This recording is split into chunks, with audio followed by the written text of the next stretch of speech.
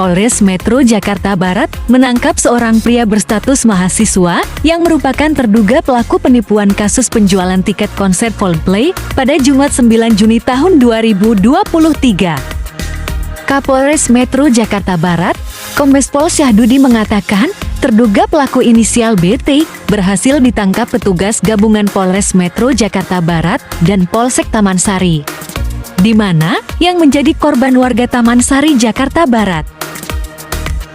Dalam modusnya, terduga pelaku menggunakan media sosial yang berlanjut komunikasi melalui WhatsApp dengan identitas orang lain yang diketahui korban seorang wanita, namun nyatanya seorang pria. Dalam aksinya terduga pelaku berhasil meraup untung 5,5 juta rupiah dari salah satu korban yang berada di Jakarta untuk pembelian satu tikar konser Coldplay.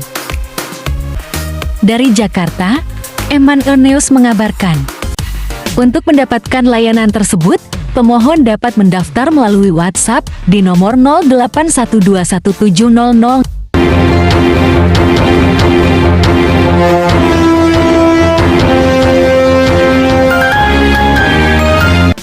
Sebagai upaya mempermudah pembuatan paspor, Kantor Imigrasi Cilacap rutin setiap bulan menggelar layanan kancil ngapak jemput bola.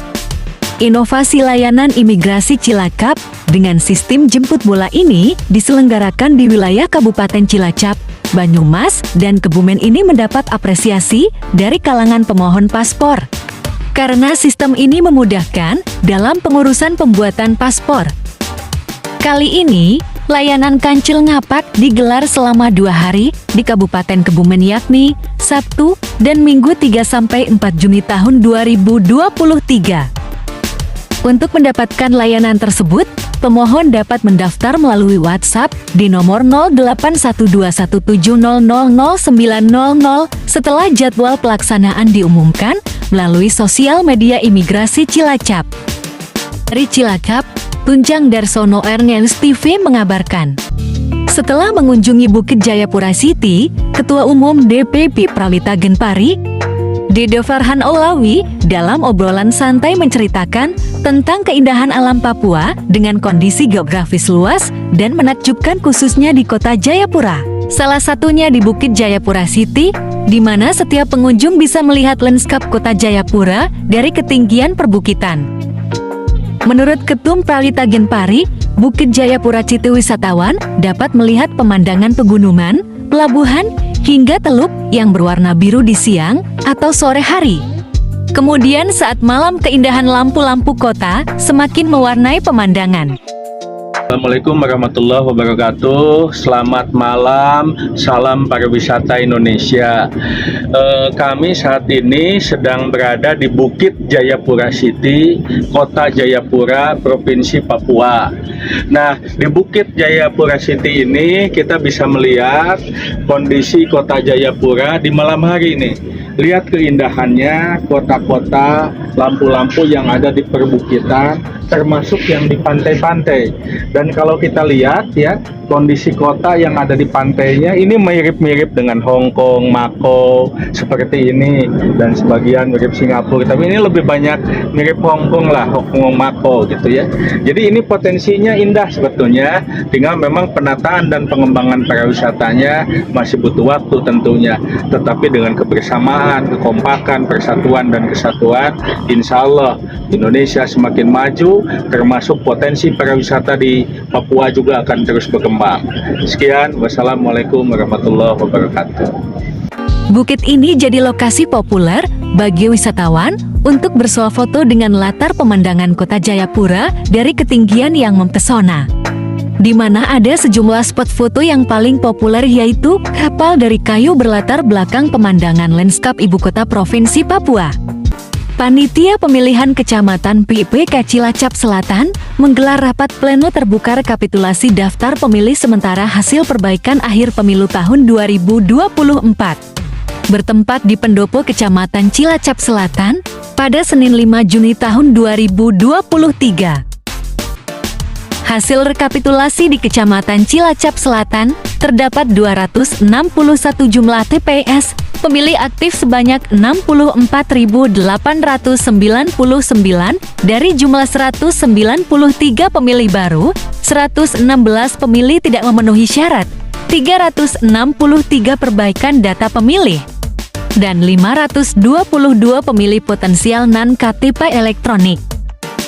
Camat Cilacap Selatan, Basuki Priyonugroho, mengatakan mekanisme dalam menuju pemilih tetap masih memberi masukan adanya pemilih baru, pindah, atau mungkin TNI Polri yang purna tugas dan sudah masuk dapat dikoordinasikan oleh PPS maupun PPK.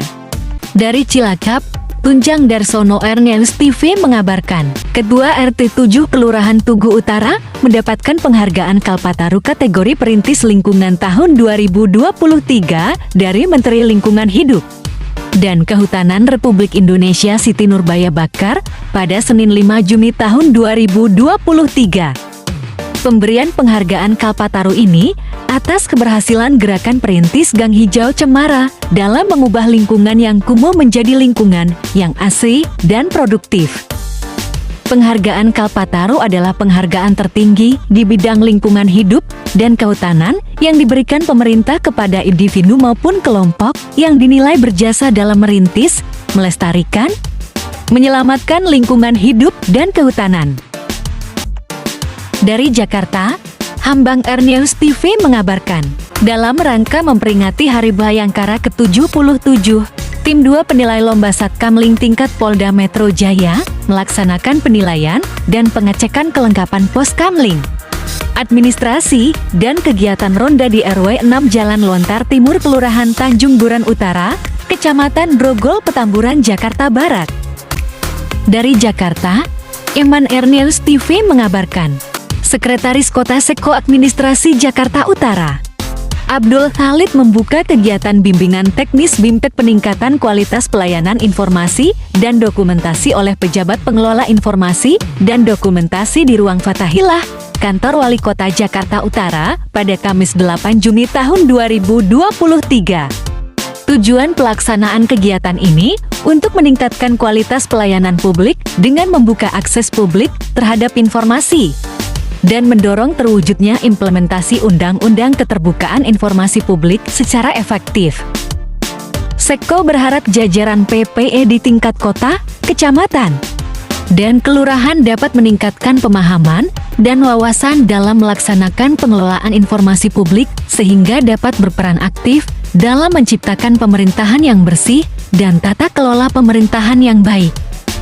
Dari Jakarta, Ambang News mengabarkan, Ikatan Alumni SMP Negeri 95 Jakarta Angkatan tahun 1973 sampai tahun 2022 mengadakan reuni akbar dengan tema membangun empati, mempererat silaturahmi bertempat di Britama Arna Mahakam Square, Jakarta Utara pada Sabtu 10 Juni tahun 2023.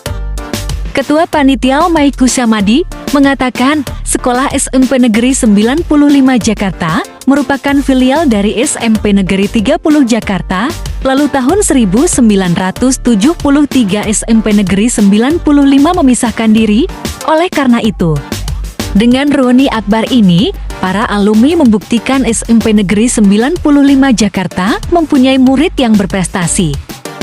Murid-murid mempunyai alumni yang berprestasi, makanya kita mengadakan reuni akbar. Reuni akbar ini diikuti oleh 50 angkatan, terhitung sejak 1973 sampai dengan 2022. Dari sekian itu 50 angkatan itu ada kurang lebih 37 angkatan yang mengikuti, dan dengan jumlah peserta 1.650 kurang lebih. Tujuannya reuni akbar ini adalah kita membangun empati, mempererat silaturahmi. Gitu. Arti kata bahwa alumni dari 95 itu harus mempunyai rasa empati terhadap para alumni lain dari 95 dan mempererat silaturahmi. Ada pesan-pesan khusus nggak Pak untuk alumni Pak? Pesan-pesan khususnya adalah bahwa kita harus tanggap terhadap lingkungan terhadap para alumni, dan juga kita harus jangan menyombongkan diri bahwa kita adalah orang yang mempunyai suatu empati, dan kita harus juga mempererat silaturahmi para alumni SMA Negeri 95 Jakarta. Untuk kedepannya apa acara ini buat tahunan, Pak? Nah, untuk kedepannya kami ini akan membuat ikatan, insya Allah akan membuat ikatan alumni SMA Negeri 95 dengan nama sementara Ika Seli, ya enggak? Jadi kita tidak hanya berhenti di sini aja. Mungkin nanti kita akan membentuk suatu wadah, suatu tempat, yaitu dengan Ika Seli. Nah, disitulah akan menampung semua para alumni, segala pemikirannya, inspirasinya, dan rasa empatinya. Baik. Kedepannya ya nanti kita akan membuat bagaimana program-program yang akan dibuat oleh kepengurusan daripada Ika Seli. Untuk saat ini ada berapa alumni yang ikut bergabung? Yang ikut alumni tadi sudah saya katakan itu kurang lebih 37 angkatan dari 50 angkatan.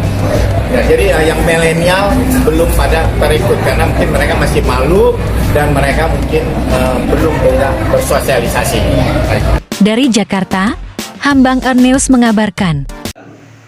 Kami, relawan Ganjar Yes, siap memenangkan Ganjar Pranowo Presiden RI 2024. Ganjar yes, yes, yes. Yang lain no.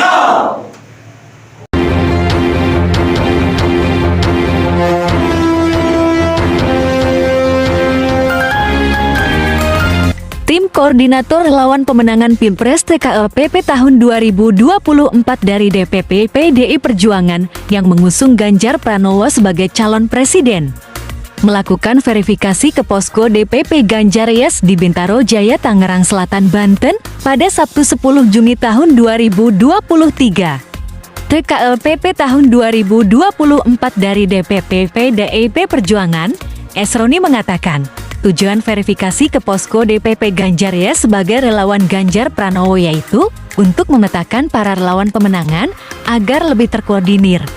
Tujuan kami memverifikasi faktual ke tempat para relawan ini bertujuan untuk melihat kekuatan dari para relawan, melihat tempat kantornya, sekretariatnya, atau rumah aspirasi dari para relawan serta kekuatan dari anggotanya. Terus setelah diverifikasi Bang, apa sih Bang tujuannya ini? Tujuannya dengan datangnya verifikasi ke sini? Tujuannya untuk memetakan para relawan untuk pemenangan Pilpres Ganjar Pranowo di 2024 ini agar lebih terkoordinir, Pak. Jadi dari ini kan sudah diverifikasi. Terus bagaimana kelanjutannya dari para relawan ini setelah ini Bang? Kami nanti akan memberikan hasil verifikasi ini ke rumah aspirasi kami yang ada di Rumah Dipo 2, dan nanti ada tim TKLPP yang untuk menggodok itu lagi. Kami hanya sekedar memverifikasi ke lokasi masing-masing rumah relawan. Ya. Rencana relawan ini akan dikumpulkan kan untuk diajukan ke mana nih Bang? Relawan ini tetap hanya untuk pemenangan Pilpres Ganjar Pranowo sebagai presiden. Hanya itu Pak. Oh nggak ada untuk dikirim ke KPU gitu apa bagaimana? Oh, kalau untuk ke KPU ada, karena juga untuk melindungi para relawan, para organisasi masyarakat dalam mengkampanyekan Ganjar Pranowo di Pilpres 2024 sehingga resmi dan terdata di KPU. Ketika terdaftar di KPU, sejauh mana dan bagaimana legal standingnya untuk organ relawan ini? Kalau untuk legal standing saya kurang mengerti karena kami hanya tim verifikasi yang dimana data para relawan ini telah terdaftar di tim TKLPP dan telah diterbit, lalu kami hanya memverifikasi faktual ke lapangan langsung ke rumah aspirasi. Setelah itu data dari sini kami bawa ke tim dan tim yang menggodok itu sudah buka. Oke Bang, terima kasih Bang. Terima kasih. Sementara itu, Ketua Umum DPP Ganjar Yes, Emi Kurniati, yang didampingi Sekjen Bob Novandi, menjelaskan, verifikasi ini yang kedua kalinya untuk melihat langsung data-data maupun struktural kepengurusan yang sebelumnya telah diberikan di Rumah Aspirasi Ganjar Pranowo Jalan Diponegoro, Jakarta. Relawan Ganjar Yes juga bersiap mengimplementasikan program kerja di antaranya, memberikan vitamin C secara massal kepada masyarakat. Lalu penuluhan sadar lingkungan terhadap generasi penerus, sebagaimana amanat Presiden Joko Widodo yang diberikan melalui memo kepada Bob Novandi. Mungkin Pak Sekjen, karena pertama kali kemarin yang banyak ditanyakan pada waktu verifikasi di Jalan Diponegoro, Pak Sadar adalah Pak Sekjen. Silakan Pak. Ya, verifikasi hari ini adalah yang kedua. Yang pertama sudah dilakukan di kantor Rumah Aspirasi Pemenangan Pilpres Ganjar Pranowo di Jalan Diponegoro.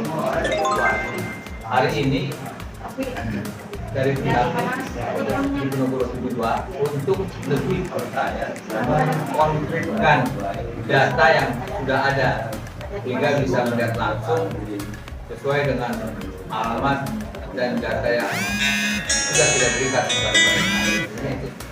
Dan untuk pengurusan struktur organisasi DPP. Ya, berikut struktur organisasi yang kita dirikan. Selanjutnya setelah verifikasi ini, harapannya apa dari Ganjar Yes ini kepada tim pemenangan? Insya Allah kami akan memberikan kegiatan khususnya untuk mendukung Bapak Ganjar Pranowo dengan cara yaitu suntik massal, suntik vitamin C atau membagi vitamin-vitamin kepada khususnya ya kami di daerah Tangsel dulu, kemudian baru kami di daerah Banten. Ketum atau Pak Sekjen, setelah terverifikasi apa langkahnya untuk mengkoordinasi tim relawan di wilayahnya Banten, mencakup apa Banten, Jabar, DKI? Bagaimana cara menggerakkannya? Kalau rencana saya sesuai dengan talenta yang saya miliki, saya sebagai aktivis peduli lingkungan DKI yang dapat penghargaan dari Gubernur Bojobowo, saya akan bertekad menjadikan Jakarta kembali kita kuasai. Saya akan berusaha menjadikan 85%, kita balik ke 85% dengan membentuk generasi penerus sadar lingkungan di Jakarta. Karena sebagaimana kita tahu, Jakarta adalah ibu kota sampai sekarang ini masih ibu kota yang jadi barometer Indonesia. Tapi Pak Jokowi, beliau pernah memberikan amanat kepada saya 3 hal. Bersihkan sampah plastik, buatkan industri kreatif, masyarakat kerja. Saya akan berusaha menjadikan khususnya Jakarta, Banten, dan Jawa Barat sebagai langkah ke depan membentuk generasi penerus sadar lingkungan. Syukur-syukur generasi penerus sadar lingkungan ada di seluruh Nusantara, sehingga kelak nantinya Indonesia bersih dari sampah plastik dan juga dari sampah politik. Itu harapan saya. Sejauh mana optimismenya memenangkan Ganjar Pranowo di Pilpres 2024, khususnya suara di 3 provinsi tersebut? Insya Allah yang sudah saya lakukan pada saat kemarin Pilpres Pak Jokowi, yang mana saya di situ kebetulan bertinggal di Tangsel, saya ikut bangga, ikut senang bahwa ikut andil untuk kemenangan di Tangsel, karena pada saat 2019 Pak Jokowi di Banten kalah, hanya Tangsel yang kalah. Gitu. Mungkin kami akan lakukan sekarang ini pendukung-pendukung Pak Jokowi yang lalu di Tangsel akan kami rekrut kembali untuk memilih Pak Ganjar Pranowo sebagai Presiden RI 2024. Oke. Dan kami juga ingin seperti pada saat Pak Jokowi mempunyai program kerja yaitu ketahanan pangan, yang mana saya sudah lakukan di Tangsel dan sudah ada. Jadi dengan cara Pak Jokowi pernah menyampaikan bahwa tanah yang diam itu bisa dilaksanakan. Tapi alhamdulillah kami sudah laksanakan. Pada saat pandemi 2019 kita bisa membantu teman-teman yang kelaparan ya atau masih kekurangan untuk khususnya pangan, sehingga bisa mengambil singkong atau hasil panen yang ada pada saat itu adalah hutan bambu yang sudah kami tebang menjadi tanah pertanian. Itu saja. Dan kami berharap mudah-mudahan kalau nanti Pak Ganjar Pranowo menang, kami Ganjaris ingin mendapatkan pupuk gratis untuk untuk masyarakat di sekitar Banten khususnya.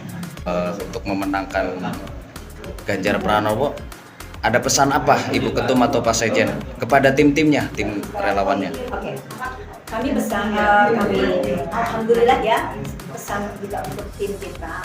Ini tim relawan organ lain ya Pak ya.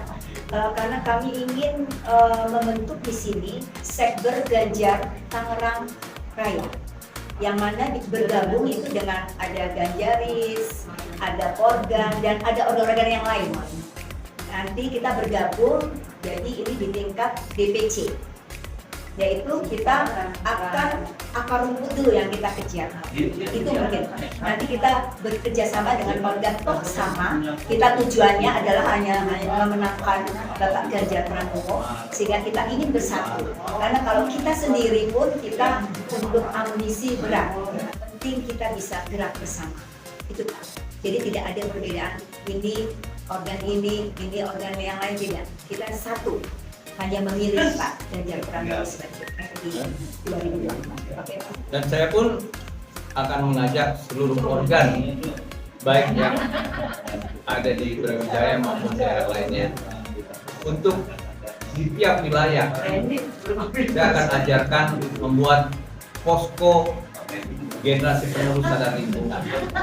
Dari posko itulah nantinya akan lebih viral dan lebih mudah kita mengkoordinir masyarakat untuk lebih peduli terhadap lingkungan. Posko GP Dalin berbentuk dari botol-botol dan barang-barang bekas lainnya. Saya berharap seluruh organ bisa saya berikan ilmu yang saya miliki agar di tiap posko-posko itulah nantinya kita lebih mudah bergerak memenangkan Ganjar Pranowo Presiden RI 2024-2029. Terakhir, nanti pada saat insya Allah Pak Ganjar Pranowo menang sebagai Presiden RI 2024, kami tidak diam saja. Relawan-relawan yang sudah bergabung dengan kita, dengan relawan Ganjar ya sekitar, insya Allah ya Pak ya, kalau ada di sini kita membuat KTA yang mana nanti kita membesarkan untuk yayasan membantu teman-teman kita yang sekarang sudah bergabung dengan kita, yaitu dengan ketahanan pangan itu ya Pak satu. Nanti kami juga akan untuk anak yatim piatu, untuk anti jompo, yang mana kami ingin sekali diberikan pekerjaan oleh Departemen Sosial dan Departemen Pertanian. Cukup kami tidak usah tinggi-tinggi, yang penting kami diperhatikan untuk kesejahteraan teman-teman kita di Ganjaris. Terima kasih. Terima kasih Bu Ketum, Pak Sekjen. Demikian informasi kali ini, nantikan berita selanjutnya hanya di YouTube News. Don't forget to like, share, comment, and